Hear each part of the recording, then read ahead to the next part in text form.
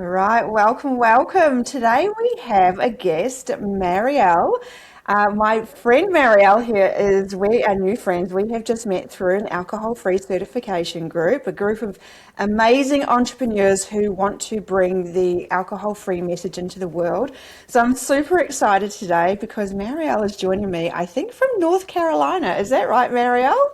Yes, from the Outer Banks. Thank you for having me. Oh my goodness, this is so exciting. I absolutely love having these conversations about people's alcohol-free journey because to me it felt like the loneliest journey in the world when I first went alcohol-free. I felt like I was alone. I was doing it by myself. And that was part of the reason why I wanted to create this podcast or, this YouTube, wherever it's going to land, was that people's journeys and people's stories are so powerful that if it's not my story, maybe it's yours, Mario. Maybe it's someone else's story that they get inspired and they think, wow, that resonates for me. I want to do what she does. So this is the whole idea of the podcast. So I am super interested, and I'm sure our listeners will be too. Tell us about your journey with alcohol free. So I've been alcohol free now for about 4.5 years. Um, my journey with alcohol started pretty young.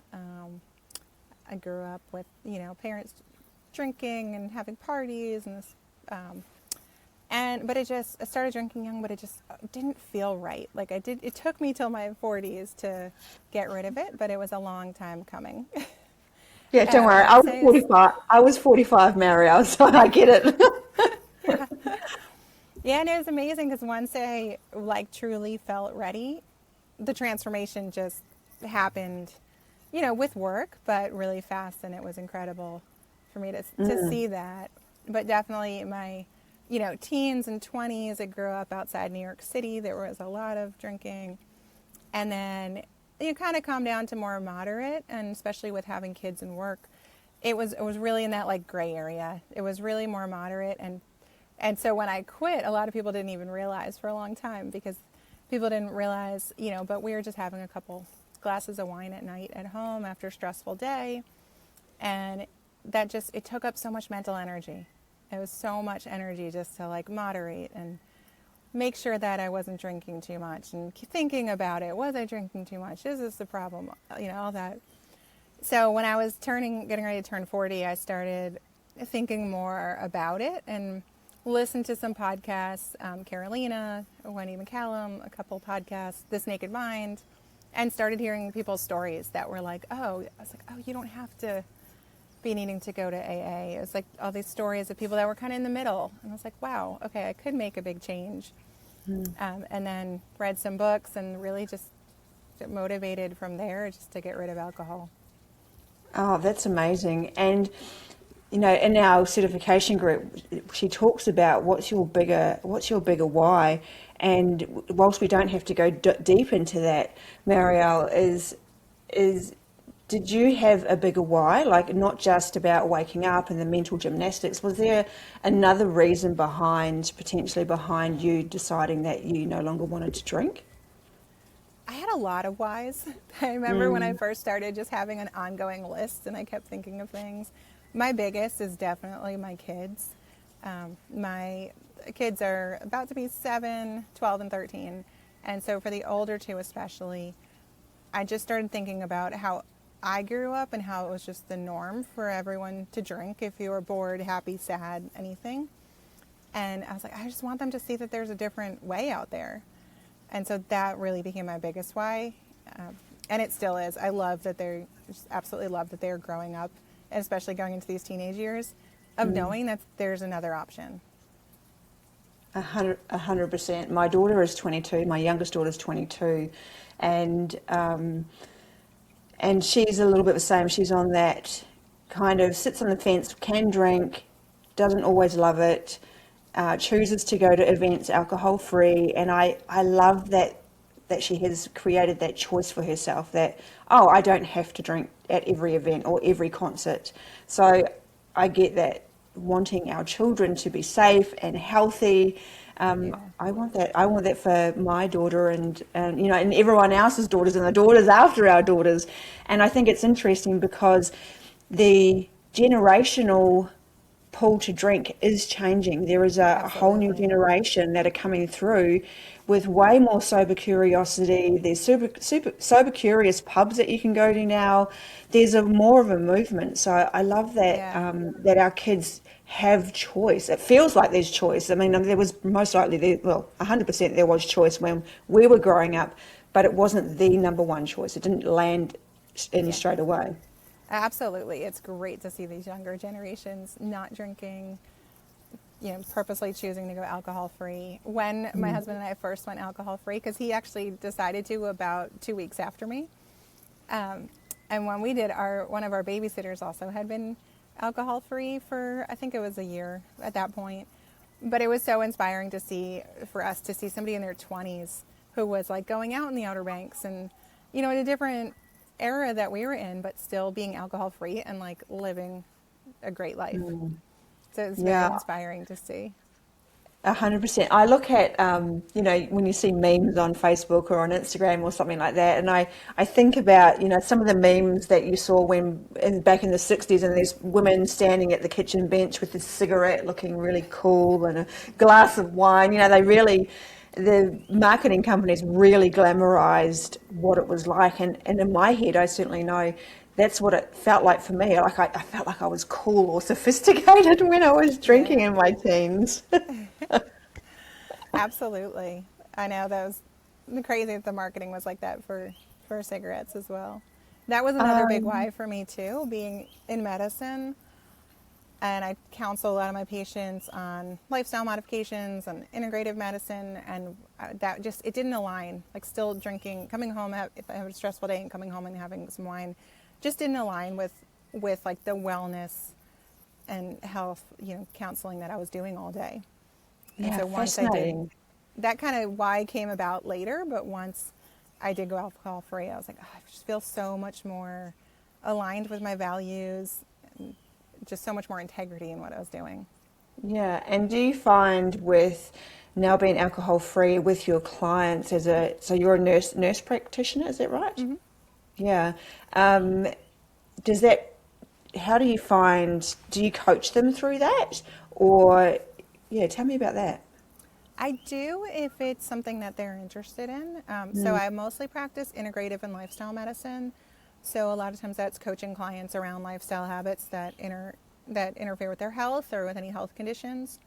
And quite often I'll have patients come in maybe for something else, and then we get to, after a couple of visits, we get to the root of it, that really the root of them not being able to make change is the alcohol. So it's definitely harder to eat healthy and exercise and sleep and take care of yourself when you're drinking. So sometimes it comes about organically, and then sometimes people will come in, that have met me or heard me talk at a local event, and they'll come in specifically for that to be coached around alcohol, because I think it's really eye-opening for some people to realize, like, okay, there is this kind of gray area of drinking, that it's not like I can only, if I don't feel like I need AA, that there's nothing in the middle. So a lot of times yeah. that comes up.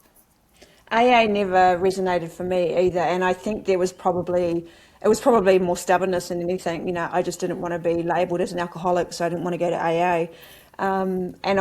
And I thought, well, I'm a smart person. I should be able to figure this out. I have all the coaching tools in my toolbox. Like, come on, Laura, you should be able to do it. But really, what changed it for me was the people around me. Was having other coaches showing me what was possible.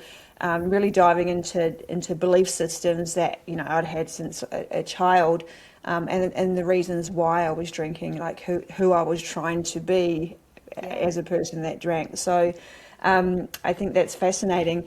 Now, tell me, do you think there's a certain age group of women that struggle with alcohol more so than another age group? Absolutely. We see it a lot for women in their 40s.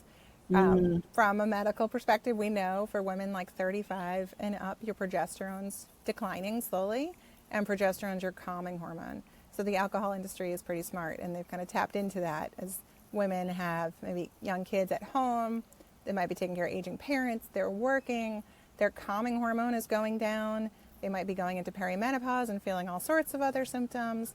And so they're kind of an easy target have, market alcohol, to the whole mom wine culture, and incorporating alcohol into like even yoga classes and Peloton classes and all that.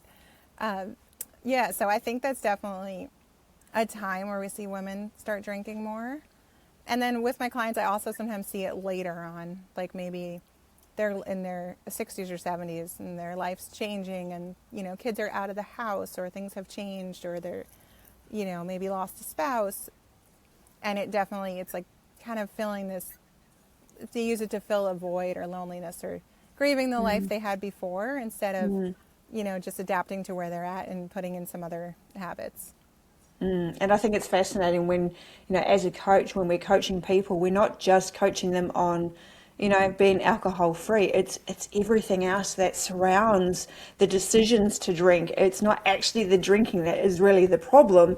It's the decisions around not having other things to do, about not exploring, about the friendships, about relationships, about their money, about all the things. So I think it's fascinating when, they come to you and go, oh, I want to quit drinking, but there's all this like this undertone or this undercurrent of things that they're not really, I suppose, facing or they're avoiding, and then we just pour alcohol on top and end up where we end up. I think that's fascinating that you talk about being 35 to 40 in your 40s. I didn't know that about declining. Say that again. Progesterone? My mouth can't get around that. You can say that. Yeah, I did not know about that, and it's interesting because I think I'm just about on the other side, because it's been maybe 9 months since my last period. So, but I cannot imagine drinking because mine's been it's been 3.5 years now since I've gone sober. I could not imagine drinking, going through all these changes that your body is trying to go through, and then adding alcohol on top. I mean, I'm pretty sure I would have been a crazy person, maybe crazier, some people might say. It makes it so much worse, the symptoms. And that's, the women, the population of women I'm going to start coaching, especially as women going through perimenopause and menopause, in part because of the physical symptoms. That definitely really helps to get rid of alcohol with those hot flashes, night sweats.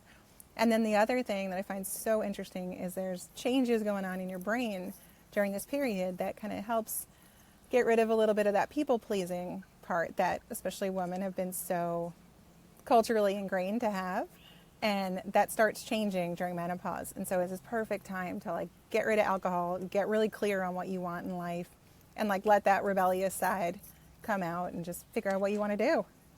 That's exactly it too, because when I did the work around, why I wanted to drink, it was my 15-year-old self who was the one that wanted to hang on to it, like for life or for death. She was attached to this whole drinking thing. That was the only way that she knew how to, to find love, to be loved. She just wanted love, because that was something that she felt wasn't created in her life. And so, my 15-year-old was a rebel, didn't want to give it up. Really attached to it, and being 45 years old, and I felt like a 15-year-old when I gave it up. Sometimes I was like stroppy. I just wanted to go against the grain, and so there was a lot of work I had to do around communicating with my 15-year-old self, and soothing her around our decision. I call it our decision now, our decision to no longer drink, because I wanted to be 50. On that runway to 50, I wanted to be fit and healthy and live a long life, a sustainable life. I wanted to be that person. I didn't want to be the one who was lying on the couch complaining that she was never going anywhere and feeling like ass. Yeah. I know, it's the perfect time to get rid of it and just figure, exactly, find your purpose. Yeah, I love that. Make those changes, feel better. Did you find that when you went alcohol free that it impacted any other areas of your life, like relationships, friendships, like for good or for work, for better or worse? Your confidence, did it change anything in those areas? It changed everything. I mean, on paper, everything looked the same. Same job, same house, same, family. But my interaction with everything, it changed. And my well-being, just how I felt about everything, gaining back some confidence. Because, when you're having these periods of like wanting to moderate or take a break or do a dry month, and then if you don't, and you 2 weeks in, you have a bad day and you're like, oh, I'm not going to do the dry month, screw it. You lose confidence in your ability to stay true to your own decisions. And so I think it really helped my confidence. It really helped with my husband and I, as far as like relationship wise. Just, I didn't even realize that it would make a difference, but it just being able to have these more in-depth, honest conversations and being able to look at everything more clearly, like looking at our finances, like his job, our long-term goals. When you're just going through the days and the chaos of raising kids and work and then having a drink at night, you just kind of numb those tough conversations out and just can't. I felt like we were coasting, and we both were just like, we want more than this. We don't want to be coasting. We want to be intentional. And so it changed that a lot. And then of course it changed too, even with my kids, as far as like, you just feel better. So you're less impatient and irritable. And it changed for her too. Yeah, I've interviewed someone else who had kids, and she actually said that she's more present, and I thought that was a big one. Is that, as a child, we're always wanting the attention of our parents. We always want them to to see us and spend time with us, and that's, I suppose, this idea of love, right? We see love through that lens of how much time my mum's spending with me, how much, how many cuddles she gives me, what she says to me, what she buys me. We're, through the lens of love, we're always looking for how people give us love. And I think presence is one of those ones that is vastly underrated in terms of what our children feel from us. Absolutely. That's such a good point. I think definitely more present for sure. Yeah. Like that is a gift, right? The presence. So that's a bit cliche, but presence is a gift. Oh, I love that. Is. Was there anything that was harder than you expected?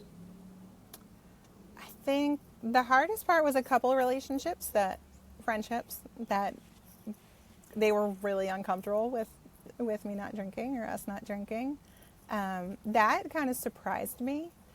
Because like I said, even before I went alcohol free, at that point, I wasn't drinking that much. It was more like moderate. And so I didn't really expect there to be pushback.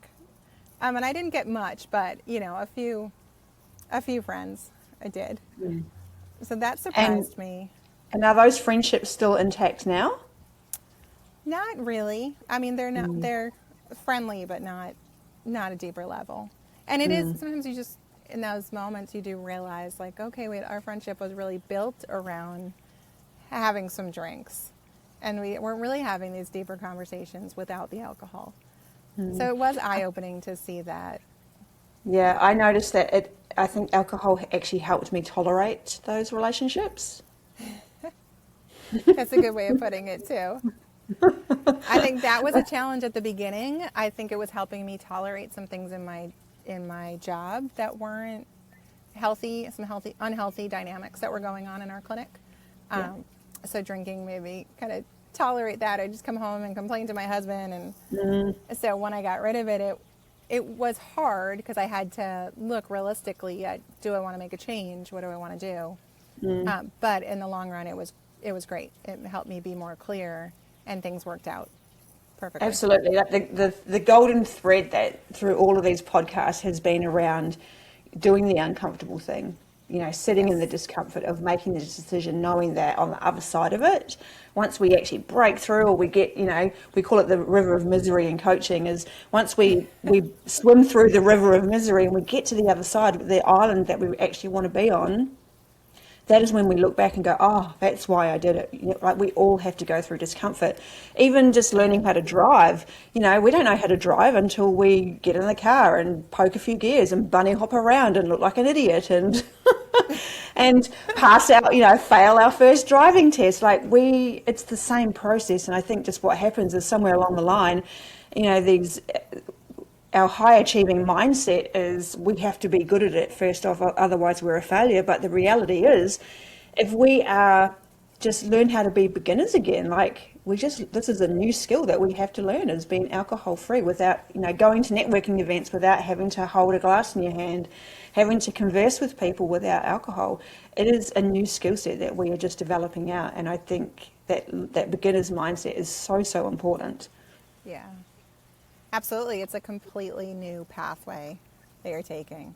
And it's amazing. I mean, it does become easy and the norm for you. But when you're first in it, you feel like every day, every week, every like party I go to, it's going to be like, have to be this effort and this intentional not drinking. And now my husband and I say all the time, like when we're at parties or events that people are drinking, and it's like, it doesn't even cross our mind. Yeah. My husband still sits on the fence with it. He's been alcohol free for almost 2 years, but he still sits on the fence with it a little bit. But he knows that he has this addictive personality that he just wants to drink. So, he still battles with that, which is his journey, clearly, is his journey. And I think I kind of probably battled with it for a good couple of years too. But I just had a really more anchored decision, anchored why I wanted to be, because I'm 7 years older than him. So I want to be around for a long time, and Yeah. drinking and smoking just isn't the person that I wanted to become. So, my why is a lot stronger than his. But yeah, I agree. We created some beautiful things together. We've really we learned how to manifest so many more things because we're not spending our time hungover or thinking about alcohol or deciding what to drink, what not to drink, who to drink with, when to drink. Yeah, we've spent all that money that we spent. We have just converted it into travel now, and that's what we love to do, is travel. That's great. Yeah. Absolutely. The money is a whole other part of it too. You realize like how much you were wasting on it. Yeah, we're all concerned Definitely. about time and money, and those two things is what alcohol kind of just sucks up. And so, what would you say to your younger self if you could have a conversation with her and go all the way back? And yeah, what do you think you would say to your younger self about alcohol and drinking and anything like that? I think when I first stopped, I felt a lot of shame around why did I not stop earlier? Why didn't I stop when I was younger? Why did I start when I was younger? So first off, I think I'd go back and just be like, it's okay. Like you're drinking because it's a protective mechanism for you for in a lot of ways, and it's okay. Also, I'd tell myself, or tell my younger self, you can get rid of it when you're ready to, because life is so much better without it. Yeah, And when we all can of jump in those the time, limiting beliefs around why when you we, can't give them up, they actually can change in your brain. yeah, I think I'd go back to say something very, very similar to my younger self, and I know that she wouldn't listen to me. Absolutely.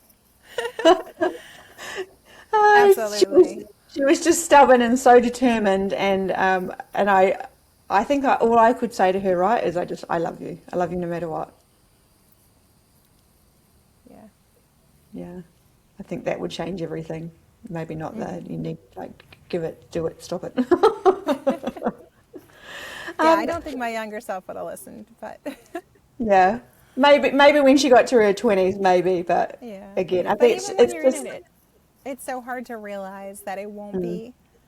I think I just, yeah, tell myself it's not as hard as you think it's going to be. As long as you surround yourself with support and resources to help.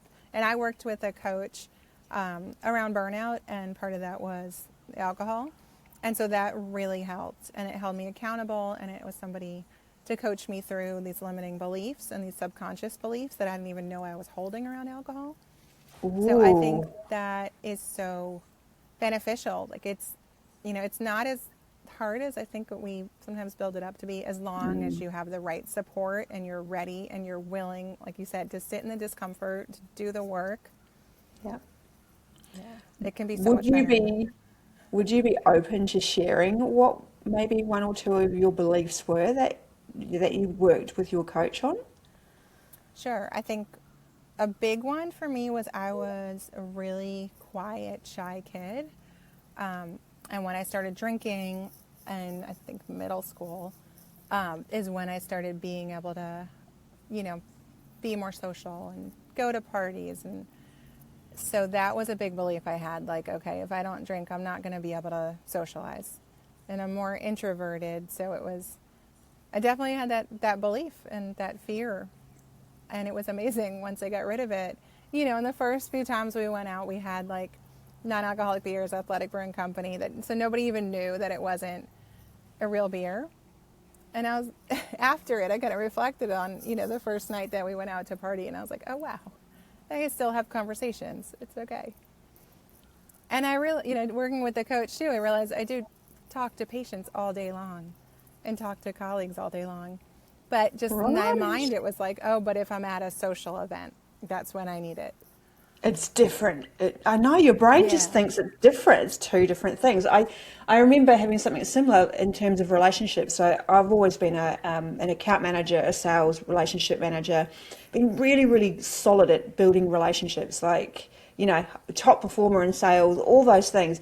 And yet I could, for the life of me, I could not have a personal relationship. Like, you know, I've been married 3 times, really, really struggled. And it wasn't until my third marriage I was like, I've got to figure this out because there is no way in hell I'm getting married again and then it's I'm going to let that fail, right? Like, no, just I need to figure this out, and I'm the common denominator. What is going on? And I just had so many different thoughts about what it meant to be in a relationship, and I had so much emotion attached to a relationship, but yet in my corporate life there was no emotional attachment. And so I think that's very similar to alcohol, is I was so emotionally attached to alcohol, and that's why it felt so hard for me to give up, but yet it was the same mindset and the same belief system, and I just had to reframe it and look at it, go, oh my gosh, I can do that over there. Yeah. What if I just used the same belief, or just learned how to use the same belief and applied it over here? I wonder what might change. I had a similar thing too, in that I was also worried about, you know, everyone in my family drinks, and I just was worried that they were going to think it was weird or whatever they thought. And now I'm like, I don't know why I was even worrying about that, but, or worrying about what anybody else thought about my decision to drink. But my coach did help remind me. So I've been vegan for, I don't know, 10 plus years now. And when I first decided to go vegan, that was a whole thing too when I, you know, worked through that. Because of course people have their opinion of what you should eat, and, you know, that you should be eating meat and all that. So dealing with that with my family. So my coach helped me realize, like, okay, wait, you already did this and you made it through and you were fine. And, you know, again, kind of going back to that little rebellious spirit of like, you needing, you know, doing what aligns with your values and not just going with the grain. Yeah, and And that can definitely, be so when I went alcohol free, that carried over.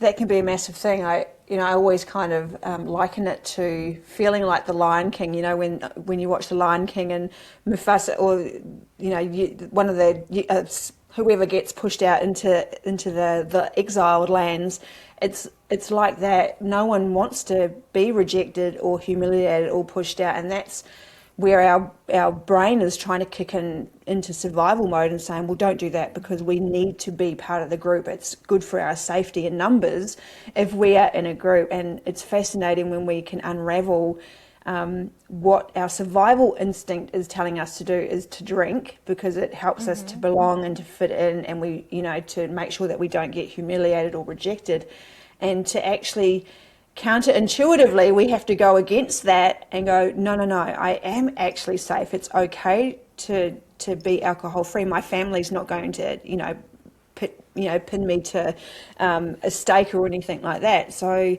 Yeah. think that's a huge belief system that we have to unpack.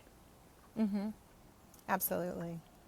Yeah, I think Yeah. when you're deciding whether to go alcohol free or not, you do feel like so many people are going to have this opinion about it or care. And really, in the long run, and at the end of it, it was like just a couple people. And that really made me reevaluate those relationships anyways, which needed to be done. Yeah, I love the thought. It's none of your business what other people think. Yes, absolutely. Yeah. And that was a big driver for me as well, is yeah, just stop worrying about what other people think and just do you, boo. Just Yeah, go on your journey. it's You'll your pop out life. the other end. You'll love it. You'll be amazing. You'll feel amazing. Yeah, just keep going. That's so true. That's a great quote. Yeah. Oh my gosh. Well, I've had an absolute blast talking with you, Marielle. Thank you so much for joining me. I love your background too, by the way. It looks very calming, very grounded place to be. And maybe one day in the future we will get to meet in person. I'm hoping we will. And I'm sure that in months to come, because we are working as a cohort together, we might even come back and revisit some of these conversations and some of these belief systems and help more women in the world to become alcohol free. So thank you so much for being here today. My pleasure. Thank you for having me. And I'd love to come back on, and I hope to get to meet you. Yay! Thank